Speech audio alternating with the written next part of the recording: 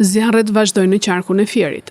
Në kodrat me ullishte të fshatit Ërërës të bashkisë Patos, vatrat e zjarrit të favorizuara nga era u përhapën me shpejtësi duke djegur një sipërfaqe të konsiderueshme me ullinj dhe shkurre.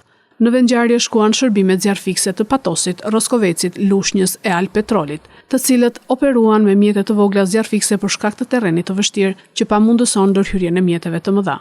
Flakët ju afruan edhe banesave, një kabinë elektrike dhe depozitave të vjetra të naftës. Situata mbetet e vështirë për të vënë në kontroll.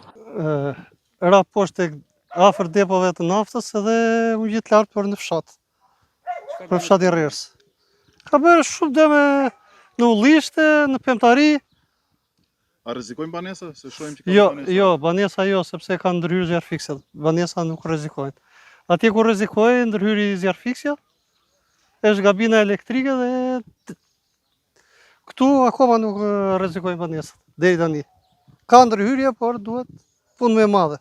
Zjarr ra edhe në vanaj të Fierit. Zjarrfikset e Lushnjës shkuan në ndihmë të zjarrfiksve të Fierit për të shuar flakët që përhapeshin me shpejtësi nga era dhe që dogji ullishte dhe pemtore. Sipas informacioneve paraprake, vatrat e zjarrit erdhën si pasojë e djegjes së barit të thatë nga fermerët që u doli jashtë kontrollit.